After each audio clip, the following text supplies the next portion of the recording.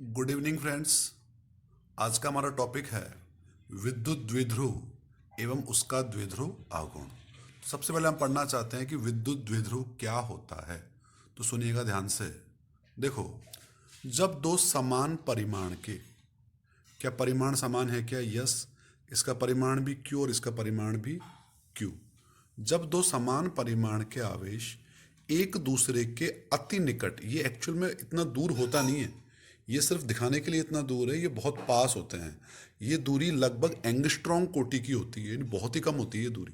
लेकिन बोर्ड में डायग्राम जब बनाते हैं तो काफ़ी बड़ा लगता है हमको, पर वो होता नहीं है, वो अति निकट है। तो वापस, जब दो समान परिमाण के और विपरीत प्रकृति, ये प्लस क्यू है तो ये माइनस क्यू है, कि आवेश यदि एक दूसरे के बहुत निकट स्थित हों, तो जो पूरा सिस्टम है, ये जो पूरा एक हमारे पास सिस्टम बन गया, ये पूरा सिस्टम क्या कहलाता है? इसको हम कहते हैं विद्युत द्विध्रुव। दो ध्रुव हो गए यहाँ पे, तो इसका नाम देख दिया हमने विद्युत द्विध्रुव। तो परिभाषा कई बार एग्जाम में आई हुई है। क्या है विद्युत द्विध्रुव? बोलिएगा एक बार। जब दो समान परिमाण के और विपरीत प्रकृति के, प्रकृति कैसे होनी चाहिए उनकी? विपरीत, यदि एक दूसरे के बहुत निकट स्थित हैं, तो वो जो निकाय बनेगा, सिस्टम जो बनेगा, उस सिस्टम को हम क्या बोलते हैं? विद्युत द्विध्रुव। पहली बात। अब इसके बारे में कुछ बेसिक बातें हमको सीखनी होगी। पहली बात, इस द्विध्रुव में जो इसका सेंटर पॉइंट है, ये ओ क्या कहलाएगा? इसका मध्य बिंदु या केंद्र बिंदु भी कहते हैं कई बुक्स में। तो ये इसका मध्य बिंदु या केंद्र बिंदु हो गया, पहली बात। अगली बात, इसका अक्ष और इसका निरक्ष क्या होगा? तो सुनिएगा ध्यान से। दोनों आवेशों को मिलाने वाली सरल रेखा, दोनों आवेशों को मिलाने वाली सरल रेखा कहलाएगी उस द्विध्रुव का अक्ष। याद रखना, शब्दों में ध्यान देना। दोनों आवेशों को मिलाने वाली रेखा नहीं, दोनों आवेशों को मिलाने वाली सरल रेखा जो है वो उस द्विध्रुव का अक्ष कहलाती है। ठीक है। जबकि अगर बात करें निरक्ष की, तो निरक्ष क्या होगा? तो सुनिएगा, अक्ष के तो लंबवत, अक्ष के तो लंबवत, और जो केंद्र से पारित, अक्ष के लंबवत और केंद्र से पारित जो रेखा होगी, सरल रेखा, उसको हम कहेंगे द्विध्रुव का निरक्ष। एक तो हो गया उसका अक्ष और एक हो गया उसका निरक्ष। ठीक है। तीन बातें वापस।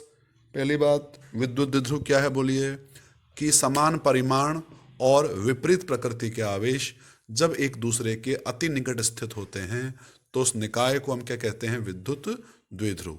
इसमें सेंटर कहाँ होगा? सेंटर इसके बिल्कुल बीच में होगा, दोनों आवेशों के बीच में। उसको हमने रिप्रेजेंट किया है ओ के द्वारा। अक्ष कहाँ होगा? दोनों आवेशों को मिलाने वाली सरल रेखा ही उस द्विध्रुव का क्या कहलाती है? अक्ष। ये क्या है? इसकी द्विध्रुव की अक्ष। और निरक्ष कौन सा होगा? निरक्ष होगा अक्ष के लंबवत और केंद्र से पारित सरल रेखा। अक्ष के तो क्या है? ये लंबवत, और कहाँ है? केंद्र से पारित। ये क्या बन जाएगा? उसका निरक्ष। तो ये होगी इसके बारे में बेसिक बातें। अब सुनिए ध्यान से एक बार। देखो, इसी में आगे लिखा हुआ है टॉपिक का हेडिंग, विद्युत द्विध्रुव एवं द्विध्रुव आघूर्ण। तो ये द्विध्रुव आघूर्ण क्या होता है, इसको समझिएगा एक बार पहले आप लोग। देखो, अगर एक किसान है, तो एक किसान को किसान क्यों कहते हैं? क्योंकि वो कृषि करता है, ये उसका कैरेक्टर है, ये उसका चरित्र है। इसी प्रकार से एक विद्यार्थी जो है, वो विद्यार्थी क्यों है? क्योंकि वो स्टडी कर रहा है, वो अध्ययन कर रहा है। तो स्टडी कर रहा है, ये उसका चरित्र है, उसको कैरेक्टराइज कर रहे हैं हम लोग उस प्रकार से। है तो दोनों इंसान, किसान भी एक इंसान होता है, विद्यार्थी भी इंसान होता है, लेकिन किसान को किसान क्यों कहते हैं? क्योंकि वो कृषि करता है, ये उसका कैरेक्टर है। विद्यार्थी क्या इंसान नहीं है? क्या इंसान तो है, पर क्या कर रहा है? वो स्टडी कर रहा है, ये उसका चरित्र है। तो ये ध्यान रखें इस बात को कि ये उसके कैरेक्टर्स हैं। तो इसी प्रकार से एक विद्युत द्विध्रुव जो होता है, एक विद्युत जो द्विध्रुव होता है, उसका चरित्र, उसको कैरेक्टराइज हम किससे करते हैं? उसको कैरेक्टराइज हम करते हैं द्विध्रुव आघूर्ण से। किससे?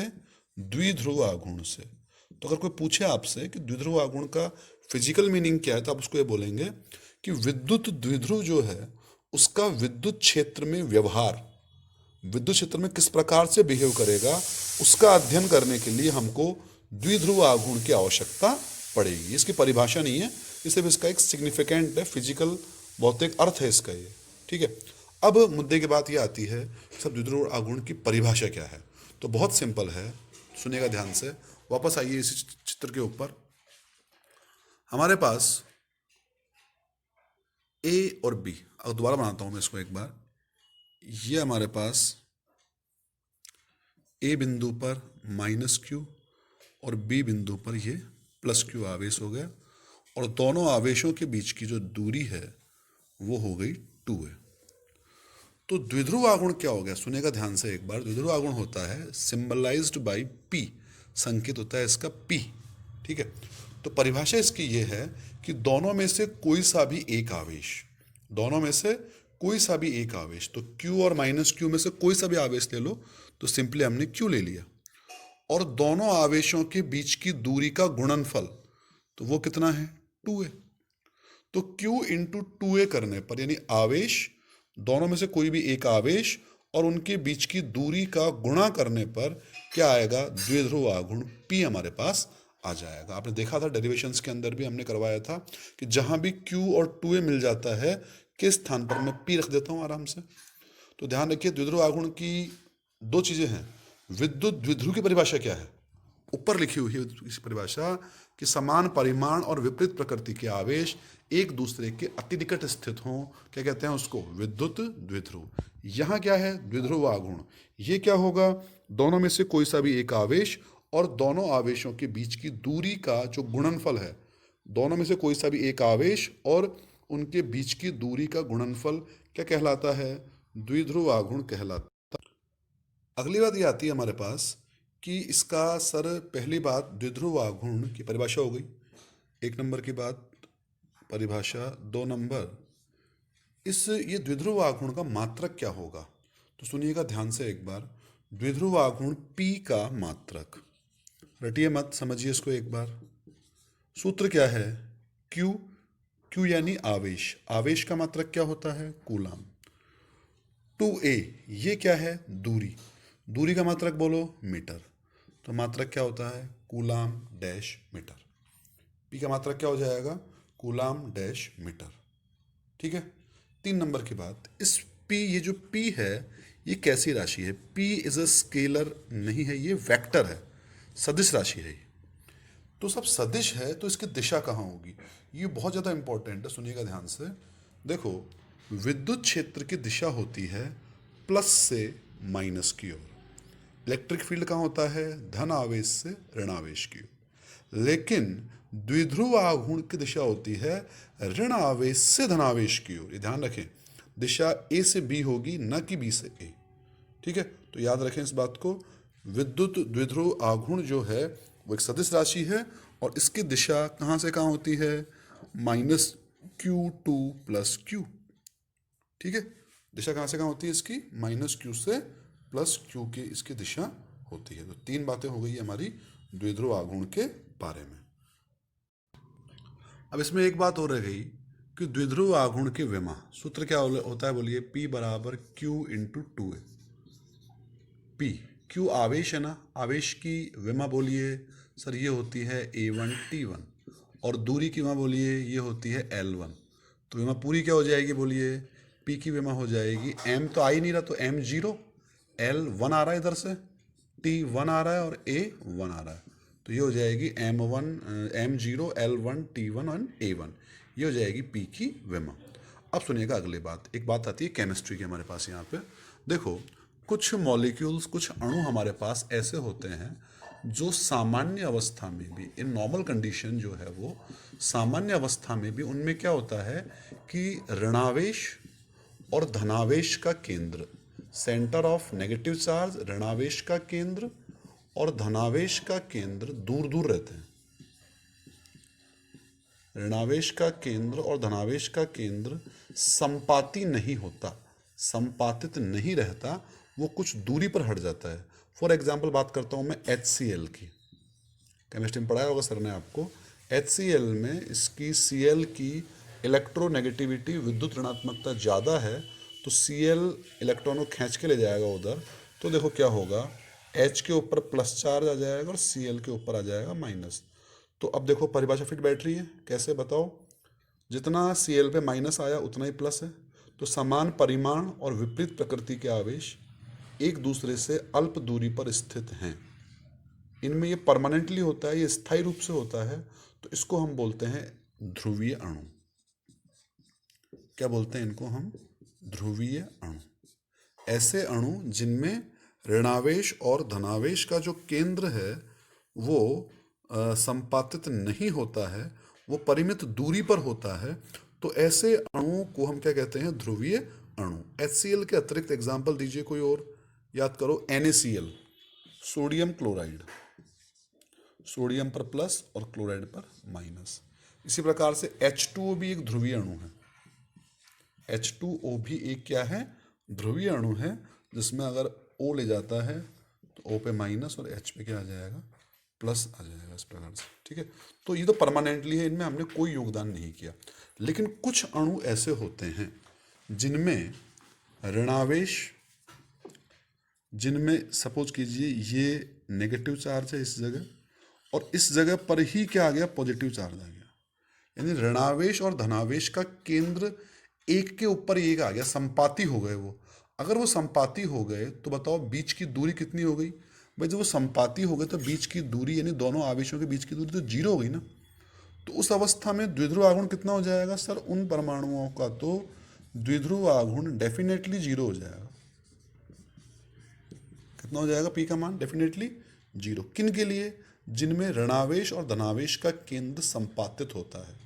तो वो जो है उनमें हमको अब द्विध्रुव लाना है, उनको हमको अध्रुवीय हैं वो, उनको हमें ध्रुवीय बनाना है। तो उसके लिए हम क्या करें?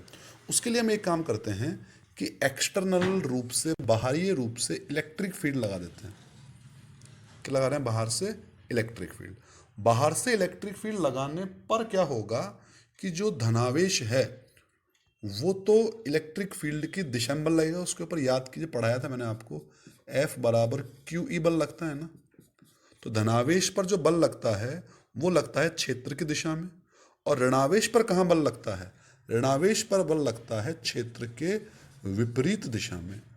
तो बाह्य इलेक्ट्रिक फील्ड लाने पर होगा क्या दरअसल में कि जो पहले ऋणावेश का सेंटर, धनावेश का सेंटर परस्पर संपातित थे, वो इस बाह्य विद्युत क्षेत्र के कारण दूर हट जाएंगे। वो दूर हट गए तो दूरी जो पहले जीरो थी, क्या दूरी वो जीरो होगी क्या? नो सर, वो जीरो नहीं होगी। अब अगर वो जीरो नहीं होगी तो क्या P अब जीरो होगा? क्या P अब जीरो नहीं होगा सर? और P जीरो नहीं होगा, इसका मतलब क्या हुआ? द्विध्रुव आघूर्ण उनमें आ जाएगा। तो बताइए, उनमें द्विध्रुव आघूर्ण स्वतः होता है या हमने उसमें लेकर के आए? सर हम लेकर के आए, इसलिए हम उसको कहते हैं प्रेरित द्विध्रुव आघूर्ण, इंड्यूस्ड, प्रेरित विद्युत द्विध्रुव आघूर्ण। ये हमारा सिंबल उसका। प्रेरित क्यों है वो? कि सर उसमें खुद में तो है नहीं, हमने बाहर से इलेक्ट्रिक फील्ड लगाया, इस कारण से उसमें उत्पन्न हुआ है, इसलिए हम इसको कहते हैं क्या?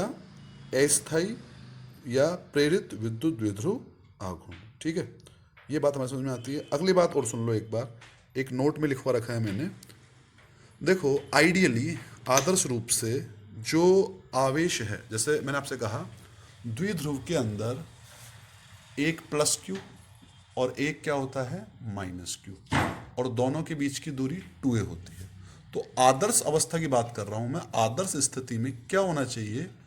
आदर्श द्विध्रुव के लिए क्या होना चाहिए कि जो आवेश है इनके मान तो बहुत उच्च, लगभग अनंत होने चाहिए, और जो बीच की दूरी है वो बिल्कुल नगण्य, यानी लगभग जीरो होनी चाहिए।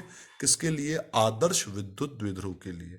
तो पूछ सकता है आपसे कि आदर्श विद्युत द्विध्रुव में दो कंडीशंस क्या होंगे? तो आप बोलेंगे कि सर एक तो आवेश का मान अति उच्च होना चाहिए, यानी Q इन्फिनिटी होना चाहिए, और बीच की दूरी नगण्य होनी चाहिए।